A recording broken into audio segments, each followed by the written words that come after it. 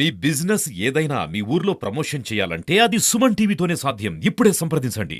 నమస్తే సుమన్ టీవీ. మనం ప్రస్తుతం పిఠాపురం నియోజకవర్గం గోకులం గ్రాండ్ దగ్గర ఉన్నాము. ఇక్కడి నుంచే జనసేనకు సంబంధించి ఎన్నికల ప్రచార కార్యక్రమాలన్నీ కూడా ఈ హోటల్ నుంచే జరుగుతున్నాయి. దీనిలో భాగంగా ఇక్కడికి చిరంజీవి రెండు రాష్ట్రాల నుంచి కూడా చిరంజీవి ఫ్యాన్స్ అసోసియేషన్ ప్రెసిడెంట్లు, చిరంజీవి యువత రాష్ట్ర కార్యదర్శులు రెండు రాష్ట్రాల నుంచి కూడా, ఇటు తెలంగాణ ఆంధ్రప్రదేశ్ రాష్ట్రం నుంచి కూడా, రెండు రాష్ట్రాల నలుమూల నుంచి కూడా చాలా మంది చిరంజీవి యువత అధ్యక్షులు అయితే వచ్చారు. వీరు ఎందుకు వచ్చారు ఏంటి అనేది ఒకసారి వీళ్ళని అడిగి తెలుసుకునే ప్రయత్నం చేద్దాం. వీళ్ళ మాటల్లోనే మనం అడిగి తెలుసుకుందాం. చెప్పండి. నమస్తే సార్. నమస్తే అండి. మీరు ఎక్కడి నుంచి వచ్చారు, దేనికి వచ్చారు? మేము తెలంగాణ నుంచి వచ్చామండి. పవర్ స్టార్ పవన్ కళ్యాణ్ వారి గెలుపు కోసం మేము ఇక్కడ తెలంగాణ చిరంజీవి తరఫున రావడం జరిగింది. మేము ఆల్ ఇండియా వర్కింగ్ ప్రెసిడెంట్, నా పేరు బైదర్ గౌడ్. ఈరోజు మెగాస్టార్ చిరంజీవి గారి సోదరుడైనటువంటి పవర్ స్టార్ పవన్ కళ్యాణ్ గారు వారు నిస్వార్థ సేవకు జీవితంలో ప్రజాసేవ చేయడానికి అడుగుపెట్టారు రాజకీయాల్లోకి. వారికి ఈ రాష్ట్రంలో ఈ ఆంధ్రప్రదేశ్ మీద వారు ప్రజలకు ఏదో చేయాలన్న తపనతోటి వారు తన నటన పరంగా తన నటించిన సినిమాల పారితోషికం కూడా ఖర్చు చేసి ఆయన కుటుంబానికి కూడా ఏం చేసుకోకుండా ఈ ప్రజల కోసమే తన జీవితాన్ని అంకితం చేయదలుచుకున్నారు. వారు ప్రజలకు ఏదో ఒకటి చేయాలన్న తపనతోటి వారి మనసు చాలా మంచి మనసు. వారు నిజాయితీ రాజకీయాలకు వారు ఈరోజు రావడం. చెప్పండి, మీరు చెప్పండి సార్. మీరు ఎక్కడి నుంచి వచ్చారు? ఇక్కడ ప్రచారం అది ఎలా ఉంది, ఏంటి ప్రజల స్పందన ఏ విధంగా ఉంది? అంతా చాలా అపురూపంగా ఉందండి. మాది జంగారెడ్డిగూడెం, పశ్చిమ గోదావరి జిల్లా ఉపాధ్యక్షులు మా అధ్యక్షులు గారు కూడా వచ్చారు. కోపల్లి శ్రీనివాస్ గారు మా అధ్యక్షులు వారు.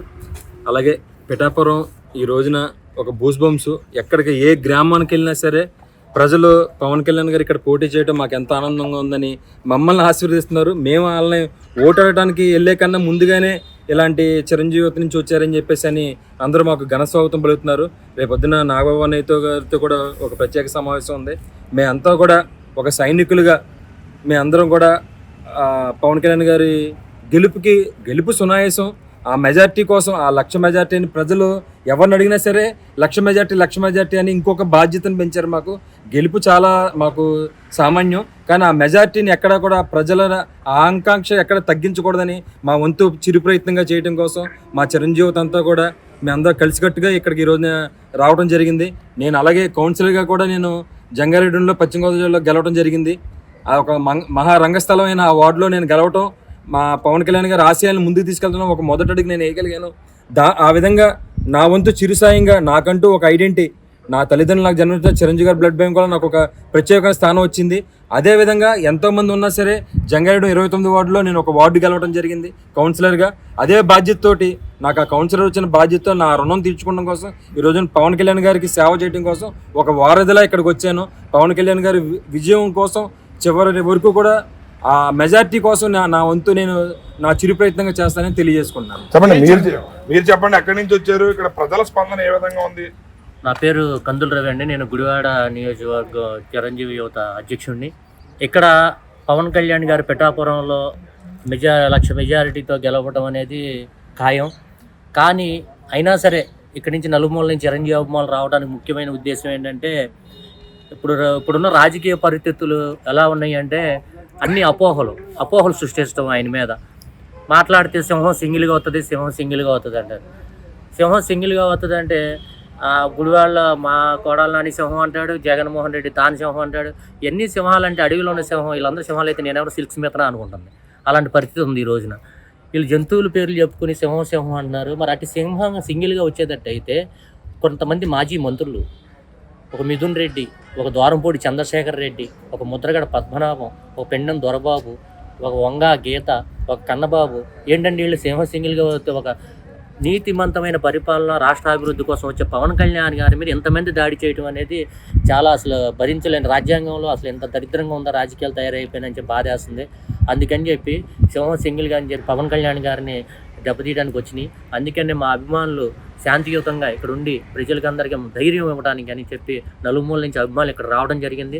చిరంజీవి గారు మొన్న 5 కోట్ల విరాళం ఇచ్చి పార్టీని ముందుకు తీసుకెళ్తాక ఆయన పూనుకున్నారు.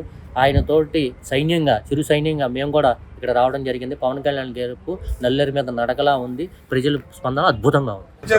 ఇక్కడ ప్రచారం చూస్తుంటే మీకు ఏమనిపిస్తుంది? నమస్తే అండి, నా పేరు శ్యామ్ వర్కుపల. నేను ఉస్మాన్ యూనివర్సిటీ తార్నాగా తెలంగాణ నుంచి వచ్చాను. చెప్పండి, మీరు చెప్పండి, పవన్ కళ్యాణ్ గారు ఇక్కడ నుంచి ఎంత మెజారిటీతో గెలిచే అవకాశం ఉన్నాయి? పవన్కి ఎంత మెజారిటీ అండి? ఆల్రెడీ 100% గెలవాల్సిందే, గెలుస్తున్నాడు. లక్షకి అబో అభిమానులే ఉన్నారండి. అభిమానులతోనే ఆల్రెడీ గెలుస్తుంది, దానికి తిరుగులేదు. లక్షకు అబో గెలుస్తున్నాడు. మా బాధ్యత ఏంటంటే మేము పవన్ కళ్యాణ్ గారి మీ ఏరియాలో 1,00,000 కాదండి 2 లక్షలు టార్గెట్ పెట్టుకోండి అని చెప్తున్నాం మేము. చెప్పండి, మీరు చెప్పండి, ఎక్కడి నుంచి వచ్చారు, ఎందుకు మీకు మెగా ఫ్యామిలీ అంటే అంత అభిమానం? నాకు సత్యనారాయణ గౌడ్, రాష్ట్ర చిరంజీవితో వర్కింగ్ ప్రెసిడెంట్. గత 30 సంవత్సరాల నుంచి మేము అభిమానంగా పలు సామాజిక సేవా కార్యక్రమాల్లో పాల్గొంటూ మేము రక్తదానము, నేత్రదానము, మొక్కలు నాటే కార్యక్రమాలు, వివిధ కార్యక్రమాలతో పాల్పంచుకుంటూ వాళ్ళ వెంబడే మేము మా జీవితాంతం వాళ్ళ వెంబడే నడవాలని అనుకుంటున్నాం.